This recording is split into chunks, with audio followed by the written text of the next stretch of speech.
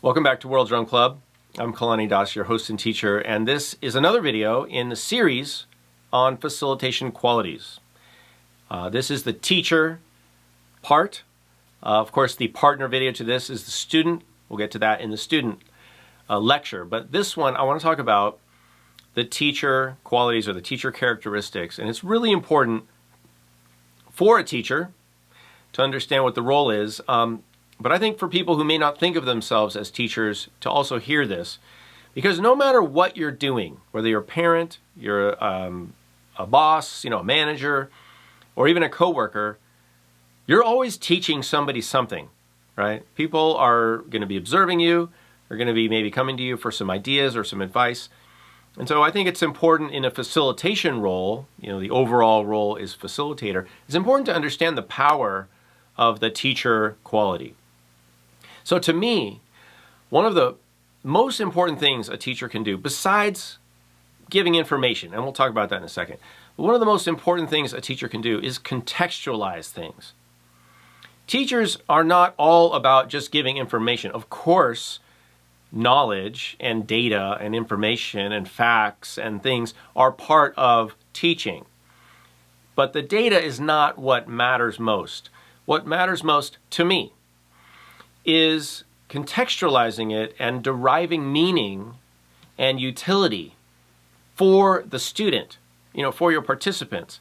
So it's not that you know something and that you're going to, rattle off a bunch of information to somebody. The thing that makes an effective teacher is, first of all, knowing what the student wants to learn and why. And maybe giving them things they didn't know that they should learn, because you know more than them, hopefully. And this relates to both the observer quality and the student quality. And so we'll talk about, how important those are in gathering information about your, quote, students or your participants. But the idea that you want to serve somebody, even as a teacher, you have to understand what they need. And you also have to be able to look past that, look past what they think they need to what you think would be best for them. So the teacher, role is, it's big. It's a big category. Now, of course, some of the ways that we do teach in a group setting, sometimes they're overt, right? Like lecturing, speaking, showing things, demonstrating, maybe talking about information or history, and literally like doing a lecture. But in a musical context, because we want to give people an experience that is not just them listening to us talk, right? Nobody really wants to hear somebody just yapping. A lot of what we do is done through modeling and immersion and done in the moment non-verbally.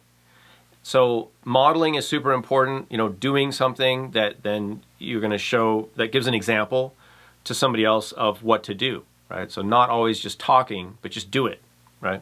And we can do that by the way we play, by the way we treat the instruments, by the way we treat each other, by the way we treat individuals. Like I said, we're all learning all the time. You're always a teacher, and you're teaching people about you when you do something, and vice versa. So responding to questions would be another overt way, just, does anybody have any questions? And then you can ask.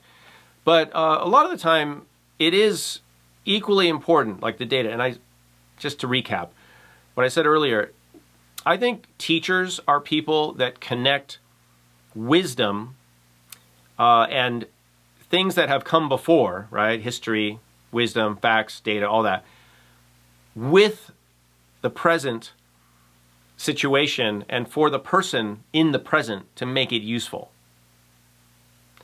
Right? Because if we're not doing that, then what are we doing? Are we just listening to ourselves tell other people what we know?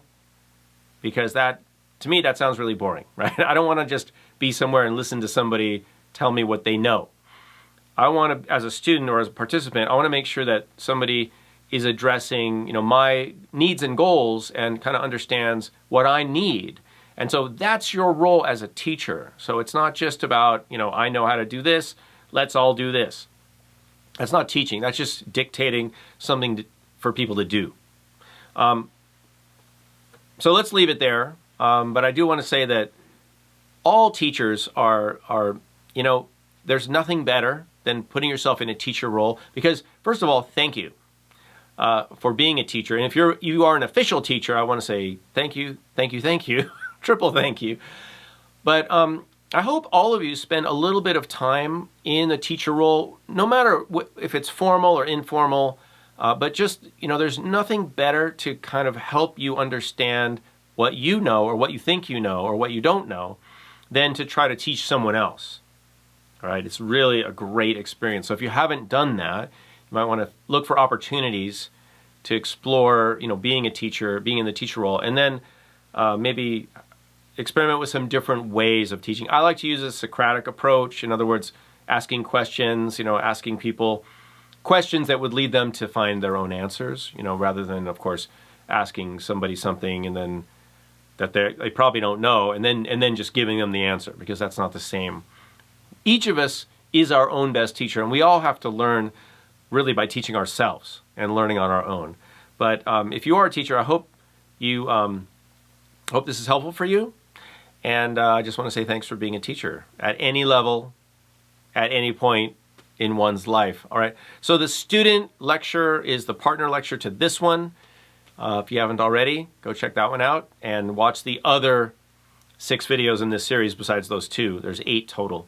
If you'd like to do more, connect with me more and the World Drum Club community, you can go to patreon.com/Kalani and do that over there. All right. Thanks to all of our patrons for helping support this channel. I'll see you all soon.